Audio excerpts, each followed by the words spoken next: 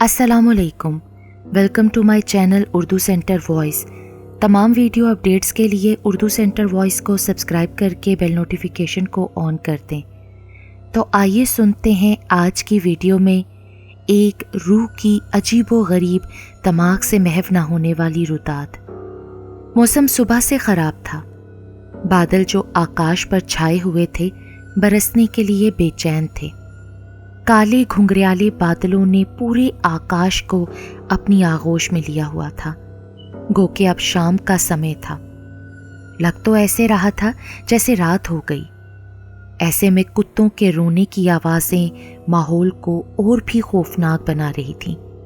यकलख्त बादल जोर से गड़गड़ाए, बिजली चमकी और तेज वर्षा शुरू हो गई। साएं साएं की आवाज़ें माहौल को और भी डरावना बना रही थीं। आरती कब से अपने रोते हुए बीमार बच्चे को चुप करवाने की कोशिश कर रही थी, मगर बच्चा चुप होने का नाम ही नहीं ले रहा था। वो बीमार था, बहुत दिन हो गए थे उसे बीमार हुए। आरती गांव के वैद्य जी से उसका इलाज करवा रही थी। वो हर रोज उसे दवा देता था, मगर बीमारी कम होने के बजाय बढ़ती जा रही थी। बच्चा रो रो कर हलकान हुए जा रहा था। भगवान के लिए शांत हो जा, आरती उसे चुप करवा रही थी। आरती के पति का पिछले बरस देहांत हो चुका था। वो और उसका बच्चा इस संसार में अकेले ही थे। आरती इसी गांव में काम करती थी।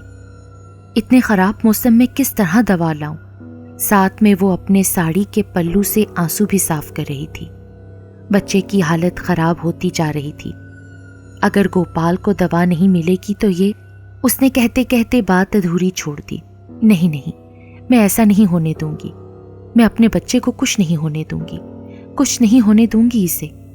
वो कुछ खड़ी सोचती रही और फिर बोली, मौसम के तेवर ठीक नहीं है और लगता है कि ये सारी रात वर्षा होती रहेगी। मुझे कुछ तो करना होगा। अब वो जल्दी जल्दी अपने संदूक में से कपड़े निकाल रही थी और फिर उसे एक छोटा सा कंबल मिल गया, जिसमें उसने अपने बच्चे को लपेटा और अपने ऊपर एक चादर ओढ़ ली। वैद्य जी का घर थोड़ा दूर जरूर था, लेकिन वो थोड़े समय में वहां जा सकती थी। इस समय वो अपने घर में ही होंगे और वो दवाएं देंगे। मेरा बच्चा ठीक हो जाएगा, वो खुद से बोल रही थी। और फिर उसने पास रखी हुई लालटेन उठाई और अपने बच्चे को उठाया और बाहर की तरफ कदम बढ़ा दिए। जैसे ही उसने बाहर कदम रखे, ठंडी हवा और तेज बारिश ने उसके चेहरे और जिस्म को ठिठुरा कर रख दिया। उसने लालटेन की लो थोड़ी बढ़ा दी ताकि उसे अंधेरे में कोई परेशानी ना हो। वो तेज तेज कदम बढ़ा रही थी। ठंड तो रीढ़ की हड्डी में उतर रही थी। वो मन ही मन में भगवान को याद कर रही थी और आगे बढ़ रही थी। बच्चा अब भी रो रहा था। बिजली कड़क रही थी और बारिश अपने जोरों पर थी। तेज हवा की साएं साएं किसी बदरूहों का बैन मालूम हो रही थी। वो जल्दी जल्दी कदम उठा रही थी। हालांकि जगह जगह अंधेरा और कीचड़ होने की वजह से उसे बहुत परेशानी हो रही थी, लेकिन वो फिर भी चल रही थी। उसे अपने बच्चे को बचाना था। ये बच्चा ही तो उसका सहारा था। वैद्य जी का घर अब बस थोड़ा ही दूर था। वो मुकम्मल भीग चुकी थी। सामने ही मंदिर था। अब की बार जो बिजली चमकी तो उसे मंदिर के पास 2 ह्योले दिखाई दिए, लेकिन अंधेरा होने की वजह से ये अंदाज़ा लगाना मुश्किल था कि वो ह्योले किसके हैं। मंदिर से थोड़ा आगे वैद्य जी का घर था। एक बार फिर से बिजली चमकी। अब की बार उनकी शक्लें वाज़ेह थीं। अब वो उनके करीब आ चुकी थी। ये दोनों आनंद और प्रताप थे। दोनों दोस्त थे। अक्सर दोनों इकट्ठे रहते थे। आरती आनंद की हवेली में काम करती थी। अक्सर बेशतर उससे आमना सामना हो जाता था। आनंद के मुतल्लिक उसे कभी भी कोई अच्छी खबर नहीं मिली थी। वो अक्सर आरती को दूसरी नज़रों से देखता, मगर आरती ने कभी भी उसे भाव नहीं दिया। आरती हवेली में किसी से ज्यादा बातचीत नहीं करती थी और वैसे भी हवेली के मकीनों का नौकरों के साथ कोई अच्छा सलूक नहीं था। आरती सुंदर थी, लेकिन उसने कभी भी अपनी सुंदरता का गलत उपयोग नहीं किया था। आनंद की उसकी तरफ बढ़ती पेशकदमी हमेशा उसे परेशान करती थी, मगर उसने इस तरफ कभी ध्यान नहीं दिया था। लेकिन आज रात के इस समय, और वो भी तूफानी बारिश में, उन दोनों को देखकर आरती का परेशान होना फितरी अमल था। वो उन दोनों के बहुत करीब आ चुकी थी। वहशत उनकी आंखों से टपक रही थी। आरती की टांगें लरज रही थीं। खौफ से उसका रुआं रुआं कांप रहा था। आरती ने चादर से अपना चेहरा ढांप रखा था, जिसकी वजह से वो दोनों उसे अभी सही तरह पहचान नहीं पाए थे। आरती जैसे ही उनके करीब से गुजरने लगी, उनमें से एक ने आवाज लगाई, ए रुको। आरती अंदर से कांप गई। आखिर जिस बात का डर था वही हुआ। कौन हो तुम? रात को इस समय कहाँ जा रही हो? आरती रुक गई। एक लम्हे को उसने सोचा, फिर पलटकर उन दोनों की तरफ देखा। अरे हम पूछ रहे हैं कि कौन हो तुम, और ये अपना चेहरा क्यों छुपाया हुआ है? अब की बार प्रताप ने करख्त लहजे में पूछा। यह सुनकर आरती ने चेहरे से कपड़ा हटा दिया। अपने सामने आरती को देखकर आनंद की बाछें खिल गईं। वो दोनों ललचाई हुई नजरों से आरती को देख रहे थे। जभी आनंद बोला, अरे आरती, तुम इस समय कहाँ जा रही हो? वो मालिक, मैं अपने बच्चे को दवा दिलवाने के लिए लेकर जा रही हूँ। मेरा बच्चा बहुत बीमार है मालिक। आरती से बोला भी नहीं जा रहा था। बड़ी मुश्किल से उसने जवाब दिया। अरे तू काहे को चिंता करती है पगली, हम हैं ना, हम तुझे उधर छोड़कर आएंगे। आनंद बोला, नहीं नहीं मालिक, बहुत बहुत धन्यवाद, मैं खुद चली जाऊंगी। ये पास में ही तो है वैद्य जी का घर। आरती उन दोनों की असलियत से अच्छी तरह वाकिफ थी, और रात के इस समय उनके चुंगल में फंसना गोया उसकी बर्बादी का संदेशा था। यह तो अब किस्मत के भरोसे था कि वो यहाँ से बचकर निकल जाती। वो बेबस नजर आ रही थी। उसे कुछ समझ नहीं आ रहा था कि वो क्या करे। उसकी मिसाल तो ऐसे थी जैसे कोई हिरनी अचानक किसी जसीम भेड़ियों के चुंगल में फंस गई हो, और फिर अचानक प्रताप ने आगे बढ़कर आरती का बाजू पकड़ लिया। वो सर पा लरस गई। आओ, हम तुमको बाहिफाजत छोड़कर आएंगे, हमसे डरो मत, छोड़ो मुझे। आरती ने एक झटके से अपना बाजू छुड़वाया और पीछे हटी। मैं चली जाऊंगी, ये कहते हुए आरती चल पड़ी।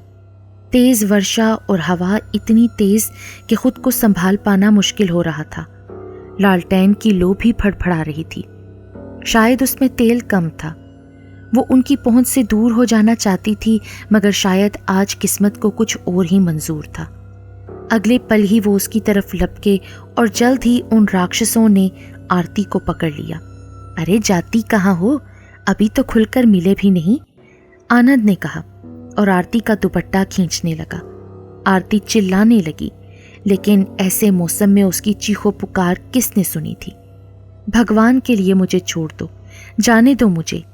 वो कभी अपने बच्चे को संभालती तो कभी खुद को। आरती के रोने की आवाज अब उसके बच्चे की भी रोने की आवाज में शामिल थी। वो आरती को मंदिर की तरफ खींच कर ले जा रहे थे। वो दोनों माँ और बच्चा बेइंतहा रो रहे थे। वो तो इस समय राक्षस बने हुए थे। उनकी आंखों पर तो जैसे हविस की पट्टी बंधी हुई थी। ऐसा लग रहा था जैसे आज बारिश नहीं बरस रही, बल्कि आरती की बेबसी पर बादल रो रहे थे। और फिर अचानक आरती के हाथ से लालटेन छूटकर गिर गई और टूट गई। प्रताप ने आगे बढ़कर आरती से उसका बच्चा छीन लिया और उसे मंदिर की सीढ़ियों से नीचे फेंक दिया। बच्चा लड़कता हुआ सीढ़ियों से गिरने लगा। आरती के मुंह से ऐसी दर्द भरी चीख निकली कि इर्द गिर्द का माहौल तक लरस गया, और आज धरती पर ऐसा अन्याय हो रहा था कि इंसानियत शर्मिंदा थी। आज ना तो धरती फटी थी और ना ही आकाश गिरा था। वो दोनों दरवाजे से आरती को घसीटते हुए मंदिर में लेकर गए। शायद आज मंदिर में कोई पंडित नहीं था, नहीं तो इतना शोर होने से जरूर बाहर आ जाता। सामने हॉल ही में देवी माँ का मुजस्मा था, जिसके हाथों में त्रिशूल, खंजर, तलवार और एक हाथ में कमल का फूल था। मुझे भगवान के लिए जाने दो, मेरा बच्चा बाहर बारिश में मर जाएगा, कुछ तो दया करो मुझ पर, मुझे इस तरह बर्बाद मत करो, मैं आपके सामने हाथ जोड़ती हूँ। आरती उनके पांव में गिर गई। कृपा कीजिए, मुझे मेरे बच्चे के पास जाने दीजिए। आरती रो रही थी, उनकी मिन्नत समाजत कर रही थी, लेकिन वो तो रावण बने हुए थे। वो तो अपनी ख्वाहिशों के लिए इतने अंधे हो चुके थे कि उन्होंने ये तक नहीं सोचा कि इस समय किसके स्थान पर है, तो उन्होंने देवी माँ का भी नहीं सोचा था। प्रताप ने आरती को बालों से पकड़कर ऊपर उठाया और बोला, अरे हम तो ना जाने कितने समय से ऐसे मौके की तलाश में थे, और आज अगर मौका मिला है तो तुझे जाने दे, नामुमकिन, समझी। प्रताप ने उसे आनंद की तरफ धक्का दिया और आनंद ने झटके से आरती की साड़ी का पल्लू खींचा। आरती घूमती हुई नीचे गिर गई और फिर उनके मकरू कह कहे पूरे मंदिर में गूंजने लगे। वो रोती रही, गिड़गिड़ाती रही, पर उन पर कोई असर नहीं हुआ और एक घिनौना खेल देवी माँ के सामने खेला जाने लगा। उन्होंने पवित्र स्थान को अपवित्र कर दिया और आज फिर एक माँ और एक औरत को बर्बाद कर दिया गया। और जब वो अपनी ख्वाहिश पूरी कर चुके तो उन्होंने आरती को बेदर्दी से मार दिया, और ये सब करके वो खुद पर गर्व कर रहे थे। बाहर मंदिर की सीढ़ियों के पास गिरा बच्चा ठंड की बारिश की वजह से मौत के मुंह में चला गया था। पास पड़ी हुई टूटी लालटेन अपनी हालत पर नोहा कुना थी। आज रात तारीख में बहुत बड़ा जुल्म रकम हुआ था।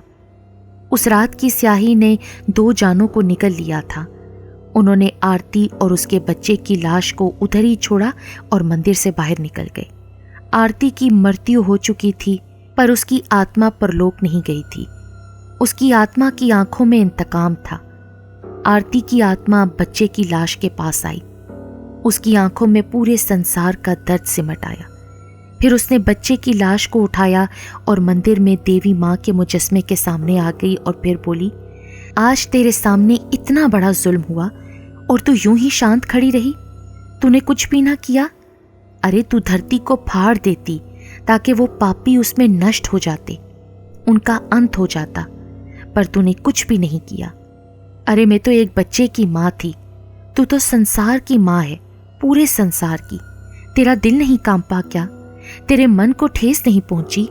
सुना था कि औरत के दर्द को औरत समझती है, एक माँ को एक माँ ही समझती है, पर आज मुझे पता चला कि तू एक केवल पत्थर का मुजस्मा है और पत्थर पत्थर ही होता है। और ये बोलकर आरती की आत्मा जोर जोर से रोने लगी। उसकी आहों की आवाज पूरे मंदिर में गूंजने लगी और फिर अचानक पूरे मंदिर की घंटियां जोर जोर से बजने लगी। मंदिर में जैसे आंधी सी आ गई। हर तरफ रोशनी ही रोशनी हो रही थी और फिर एक रोशनी की लहर सी चमकी और देवी माँ के मुजस्मे में जैसे जान पड़ गई। मुजस्मे ने अपनी आंखें झपकी और मुतरन्नम और दिलकश सी आवाज मंदिर में गूंजी, आरती, अरियो आरती, सुनो, इधर देखो, पुत्री दुखी मत हो। जब भी कोई हमें सच्चे मन से याद करता है तो हम उसकी फरियाद आविश सुनते हैं। तुम्हारी बिनती स्वीकार होगी। उन पापियों ने धरती पर बहुत पाप किए हैं और जब पापों का घड़ा भर जाता है तो वो फूट जाता है। और जब कभी धरती पर रावण जन्म लेता है तो उसका अंत करने के लिए कोई ना कोई राम या कृष्ण भी जरूर जन्म लेता है। पर इस बार उन रावणों का अंत एक स्त्री यानी औरत के हाथों होगा। हम तुम्हें शक्ति और आशीर्वाद देंगे ताकि तू अपनी मर्जी से जैसे भी चाहे उन्हें मृत्यु दे। और फिर देवी माँ के मुजस्मे से रोशनी निकलने लगी और आरती की आत्मा में समाने लगी। देवी माँ के 6 हाथों में एक हाथ में मौजूद तलवार हवा में उड़ती हुई आरती की आत्मा के हाथ में आ गई। आरती की आत्मा हैरानगी से सब देख रही थी और फिर देवी माँ की आवाज उभरी, जाओ आरती और जाकर इनका सर्वनाश कर दो, इनका नाम सफ़े हस्ती से मिटा दो। अब तुम शक्तिशाली हो। अब हवा थोड़ी थम चुकी थी, अब घंटियां नहीं बज रही थी। देवी माँ फिर बोली, जाओ आरती, वो पापी अब गंगा के किनारे पहुंच चुके हैं। जल्दी करो आरती, क्योंकि तुम्हारे पास केवल आज की रात है। अगर ये समय निकल गया तो तुम उनका अंत कभी नहीं कर सकोगी। वो इसलिए कि यमराज जी के हिसाब से उनकी मृत्युओं में समय बाकी है। ये तो तुम्हारी आहों और तुम्हारे साथ हुए इतने बड़े अन्याय की वजह से स्वयं ब्रह्मा जी और 4 लोगों के सभी देवताओं ने मिलकर ये निर्णय लिया है कि जल्द ही उनका अंत किया जाए, ताकि कोई और उनके जुल्म की भेंट ना चढ़े।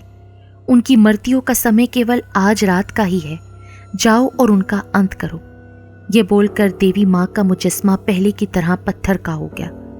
आरती ने एक नज़र तलवार की तरफ देखा और फिर अपने मुर्दा बच्चे को। उसकी आंखों में प्रातिशोध था और फिर बोली, मैं इन पापियों को ऐसी सजा दूंगी कि ये नर्क में भी मेरे नाम से कांपेंगे। और फिर वो धुआं बनकर हवा में तहलील हो गई। रात आधी से ज्यादा बीत चुकी थी। वो दोनों चलते हुए गंगा नदी के पास पहुंच चुके थे। जगह जगह अंधेरा और फिसलन थी।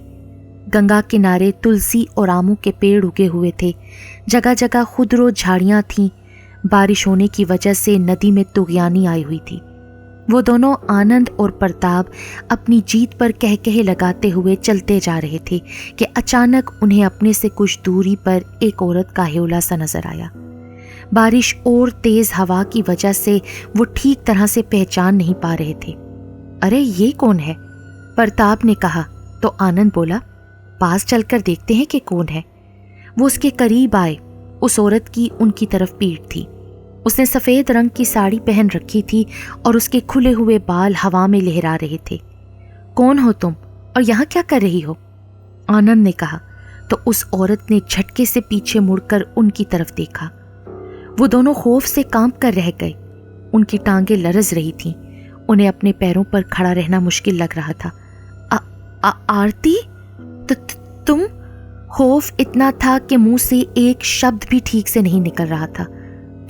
तुम तो मर चुकी हो ना? यहाँ कैसे आई? हाँ, मैं मर चुकी हूँ। तुम लोगों की वजह से मैं इस हाल में पहुंची और अब मैं तुम लोगों को ऐसे हाल में पहुंचाऊंगी कि 7 जन्म तक याद रखोगे। फिर आरती की आत्मा कहके लगाने लगी और फिर उसकी आवाज दर्द में बदल गई। अब वो रो रही थी, सिसक रही थी। तुम पापियों ने मुझे बर्बाद कर दिया, अपवित्र कर दिया। मेरे साथ जो किया सो किया, मेरे बच्चे को भी नहीं छोड़ा। वो तो बीमार था। उस मासूम ने क्या बिगाड़ा था तुम्हारा? अब आरती की आत्मा का चेहरा बदल रहा था। अब वो भयानक लग रही थी। फिर उसने अपना हाथ उठाया तो उसमें तलवार चमकने लगी। अब मैं तुम्हें बताऊंगी कि दर्द क्या होता है। प्रताप, भागो! आनंद को जैसे ही मौका मिला उसने प्रताप को भागने के लिए कहा और खुद भी भागने लगा। भाग लो, चाहे जितना भागना चाहो, भागो। तुम लोगों की ये कोशिशें बेकार हैं। वो भागते हुए सामने झोपड़ी में घुस गए और जैसे ही उन्होंने सामने देखा तो उनके ओसान खता हो गए। उस झोपड़ी के अंदर आरती खड़ी थी अपनी तमाम तर खौफनाकी के साथ। वही तलवार उसके हाथ में चमक रही थी। वो भयानक अंदाज में आगे बढ़ी। समय बीत रहा था। सुबह होने में थोड़ा सा वक्त बाकी था। अब की बार वो जैसे ही भागने के लिए पलटे, आरती की आत्मा ने तलवार से एक भरपूर वार आनंद के शाने पर किया। वार इतना जोर का था कि उसका कंधा कटकर गिर गया। वो दर्द से बिलबिला उठा। प्रताप ये सब देखकर घबरा गया। अभी वो भागने का सोच ही रहा था कि आरती की आत्मा ने तलवार का एक और वार प्रताप की टांग पर किया। उसकी टांग कटकर अलग हो गई। तकलीफ से वो दोहरा हो गया। वो दोनों दर्द से जमीन पर लोट-पोट हो रहे थे। आरती की आत्मा ने एक और वार आनंद के दूसरे कंधे पर किया तो वो भी कट गया और फिर उसने प्रताप के साथ भी वही किया। वो जानकुनी के आलम में तड़प रहे थे पर उनकी जान नहीं निकल रही थी। हिसाब बराबर हो रहा था और फिर आरती की आत्मा ने उन दोनों को तड़पा तड़पा कर, काट काट कर मौत के घाट उतार दिया। तलवार हाथ से खुद ब खुद गायब हो गई थी। आरती के चेहरे पर दुनिया जहां का दर्द सिमट आया था। अब बारिश थम चुकी थी। सुबह होने वाली थी। यह रात बहुत ही होलनाक थी और इस रात की स्याही ने आरती के जीवन को भी स्याह कर दिया था। वो फिर मंदिर में आ गई। उसकी लाश और उसके बच्चे की लाश वहीं मंदिर में ही पड़ी हुई थी और फिर वो बोली, देवी माँ, मैंने अपना प्रातिशोर पूरा कर लिया और ये सब आपके आशीर्वाद से हुआ है और अब आपसे मेरी यही प्रार्थना है कि मेरा आगे सफ़र भी सफल कर देना। ये कहकर वो रोने लगी। अब वो आहिस्ता आहिस्ता तहलील हो रही थी और फिर वो मुकम्मल धुआं बनकर हवा में तहलील हो गई। सुबह हो चुकी थी। मंदिर में कुछ लोग पूजा करने के लिए आए और जैसे ही मंदिर के अंदर आए 2 लाशें देखकर परेशान हो गए। कुछ ही देर में वहां बहुत सारे लोग इकट्ठे हो गए। सभी बहुत गमज़दा थे। वो सब आरती को जानते थे और फिर अचानक वहां कुछ दौड़ते हुए आदमी आए। उन्होंने आनंद और प्रताप के बारे में बताया कि किस तरह उनके वहां टुकड़े हुए पड़े हैं। और फिर कुछ लोग वहां पहुंचे, लेकिन तब तक चील, कव्वे और दूसरे जानवर उनकी लाशों के टुकड़ों को चट कर चुके थे। उन्हें चिता की अग्नि तक नसीब नहीं हुई थी। अंत बुरे का बुरा ही होता है। लोगों को अब सारा मामला समझ में आ गया था। फिर गांव वालों ने मिलकर आरती और उसके बच्चे का क्रियाक्रम किया। उनकी आखिरी रसूमात उनके धर्म के अनुसार की गईं। सारे गांव वाले आपदीदा थे और भगवान से आरती के लिए प्रार्थना कर रहे थे। और ऊपर दूर आकाश की वुसअतों में आरती की आत्मा ये सब देखकर खुश हो रही थी। अब वो बहुत सुंदर दिखाई दे रही थी और फिर वो आकाश ही की वुसअतों में कहीं गुम हो गई।